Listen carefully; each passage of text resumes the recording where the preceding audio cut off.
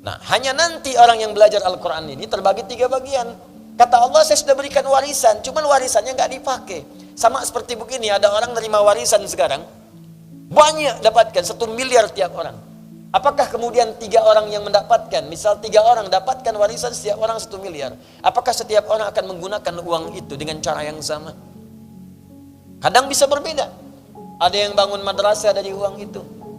Ada yang bangun masjid. Ada yang berderma. Dan tidak sedikit yang digunakan untuk bermaksiat dan berfoya-foya saja.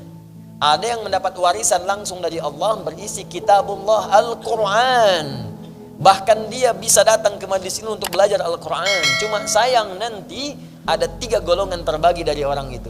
1, wa minhum zalimun li nafsi. Ada orang yang zalim pada dirinya. Sudah Allah inginkan baik, dia mempertahankan keburukannya. Bahkan dia gunakan ayat-ayat Quran itu untuk berbuat maksiat. Ini golongan pertama, hati-hati. Hati-hati ya. Bahkan nanti di majlis ilmu itu ada yang mengutip ayat-ayat Allah, bahkan untuk bertentangan dengan hukum-hukum Allah. Semua agama adalah sama, menuju Tuhan yang sama. Cuman caranya beda-beda. Dipotonglah kemudian ayat-ayat Quran. Quran surat sekian, ayat sekian. Tidak dilengkapi, dipotong sebagiannya jadikan dalil. Hati-hati, ada yang begitu. Awas, karena Al-Quran sudah menyebutkan 15 abad yang lalu. Quran surah kedua Al-Baqarah ayat 204 ya, sampai dengan 206, paling kiri sebelah atas di mushaf. Wa minan nasi may yu'jibuka qawluhu fil hayatid dunya wa yushhidullaha ala ma fi qalbihi wa huwa aladdul khisam.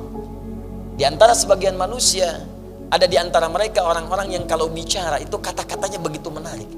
Retorikanya cantik. Jadi orang ini kalau bicara itu memukau kata-katanya. Punya magis kalau bicara. Menarik sekali, bagus rangkaian katanya. Kadang-kadang memotong ayat-ayat Al-Quran dan mengambil nama Allah, tapi dia tempatkan di tempat yang tidak benar. Wa huwa aladdul khisam. Ini musuh paling bahaya. Paling bahaya. Bahkan nanti ada di antara mereka mengambil ayat digunakan pada yang tidak tepat, bahkan nanti ayat itu digunakan untuk mengolok-olok orang Islam sendiri. Ada di Quran surah keempat nanti ayat 140. Ya, sebelah kiri paling bawah di mushafnya. Wa qad nazzala 'alaika fil kitab an idza sami'tum ayatillahi yukfaru biha wa yustahza'u biha fala taq'udu ma'ahum hatta yakhudhu fi haditsin ghairi innakum idzan mithluhum innallaha jami'ul munafiqina wal kafirina fi jahannam jami'a. Kata Allah, telah tetap ketentuan dalam Al-Quran, Al-Kitab, jika anda mendapati orang-orang sengaja mengolok-olok menggunakan ayat Al-Quran atau memutarbalikkan isi kandungan Al-Quran. Jadi kalau Allah sudah sampaikan pasti terjadi, itu ada yang demikian. Maka jangan sertai mereka, kata Al-Quran. Jangan sertai, jangan ikuti majlisnya, jangan ditonton acaranya, jangan dibaca bukunya. Indah. Dan Al-Quran tidak mengatakan cela mereka, tidak. Saking indahnya bahasa Al-Quran, gak usah dicela. Mencela sesuatu yang sudah tercela itu buang-buang energi. Itu perbuatan sudah dicela. Ngapain mencela yang sudah tercela? Cukup tinggalkan saja, kata Al-Quran. Lalu kenapa? Kalau ditinggalkan, nanti dia merasa ada yang salah dalam dirinya, supaya dia balik lagi. Hatta yakhudhu fi haditsin ghairi. Sampai dia balik lagi. Kalau sudah balik, rangkul lagi. Itu indah ya. Celaan tidak ada, makian tidak ada, ya, hal-hal buruk tidak ada, hoax tidak usah dibuat, tinggalkan aja. Nanti dia sadar, oh ada yang salah dengan saya. Indah sekali merangkulnya. Balik lagi, baru kita rangkul. Tapi kalau anda ikuti, innakum idzam mithluhum, lama-lama anda seperti itu nanti.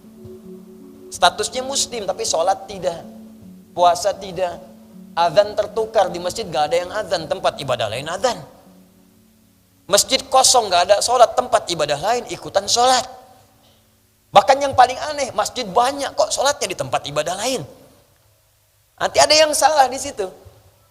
Nah, jadi teman-teman sekalian, coba kita nilai ya. Ini sampai dengan malam ini, di pertemuan saat ini, apakah kajian kita sudah merubah diri kita menjadi lebih baik dalam pandangan Allah? Wa minhum muqtasid. Ada orang yang sedang berubah nih, hijrah, tengah-tengah. Ya, maksiat tidak, tapi berbuat baik pun bagi yang lain belum. Baru paket hemat untuk pribadinya. Ya, di kalau baca Quran, mojok-mojok dekat tiang, ulang-ulang. Wah, silahkan Ustadz jadi imam. Saya belum Ustadz. Masih mengulang dulu, malu nanti. Padahal sudah hafid 30 juz. Itu paket hemat, itu muqtasid. Ya, ada yang dekat mimbar bolak-balik. Masya Allah, khusyuk bacanya. Pak, silahkan jadi imam. Ah, belum, saya masih belajar. Emang Bapak mengulang surat apa tadi? Al-Ikhlas.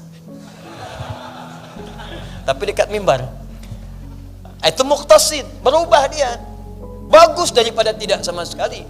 Sebelumnya rajin lihat berita, sekarang dia mulai baca Al-Quran.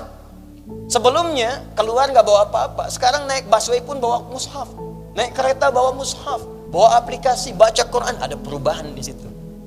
Masuk paket hijrah, paket pertengahan. Nanti kalau sudah bagus itu, wa minhum sabiqum bil khairati biiznillah. Ada orang ketika mendapatkan Al-Quran itu merubah dirinya menjadi lebih baik karena Allah Subhanahu wa Ta'ala. Maka Anda akan merasakan kalau menatap dia sudah nggak suka dengan yang nggak baik lagi. Kalau lihat tayangan nggak bagus nih, palingkan.